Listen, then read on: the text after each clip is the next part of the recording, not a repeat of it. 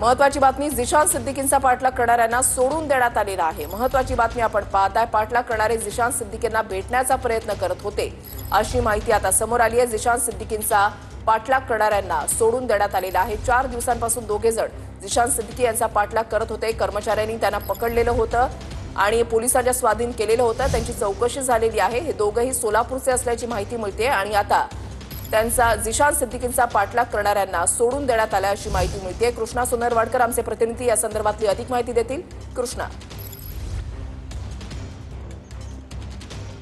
वृषाली, या दोन्ही तरुणांची रात्री उशिरापर्यंत निर्मलनगर पोलीस त्याचबरोबर गुन्हे शाखेच्या अधिकाऱ्यांकडून चौकशी सुरू होती। मात्र चौकशीमध्ये संशयास्पद असं काही ठोस कारण जे आहे ते आढळलेलं नाहीये। कारण हे दोन्ही सोलापूरच्या ग्रामीण भागातून आलेले होते आणि त्यांना आर्थिक फटका बसलेला होता। त्यामुळे मदतीसाठी झिशान सिद्दीकी यांना भेटण्याचा त्यांचा प्रयत्न होता। मात्र झिशान सिद्दीकी यांच्याशी त्यांची भेट होत नव्हती आणि म्हणून त्यांच्या कार्यालयाच्या बाहेर जवळपास 3 ते 4 तास ते उभे होते, त्यांना भेटण्याचा प्रयत्न करत होते। मात्र या त्यांच्यावरती संशय बळावल्यानंतर त्यांच्या कार्यकर्त्यांनी झिशान सिद्दीकी यांच्या त्यांना ताब्यात घेतलं आणि त्यानंतर पोलिसांना बोलावून पोलिसांच्या सुद्धा ताब्यात दिलेलं होतं। मात्र पोलिसांनी या दोघांची कसून चौकशी केल्यानंतर या चौकशीमध्ये काहीही ठोस असं आढळलं नसल्यामुळे रात्री उशिरापर्यंत गुन्हे शाखेने सुद्धा चौकशी केल्यानंतर त्यांना सोडून दिल्याची माहिती मिळते आहे। खरं तर झिशान सिद्दीकी यांना सुरक्षा सुद्धा अतिरिक्त देण्यात आलेली आहे। त्यांचे वडील बाबा सिद्दीकी यांची जेव्हा हत्या झाली त्यानंतर चौकशीमध्ये आणि तपासामध्ये झिशान सिद्दीकी यांच्या जीवाला सुद्धा धोका आहे हे स्पष्ट झालेलं होतं आणि त्यामुळे या सगळ्यानंतर झिशान सिद्दीकी यांच्या जीवाला सुद्धा धोका आहे हे स्पष्ट झाल्यानंतर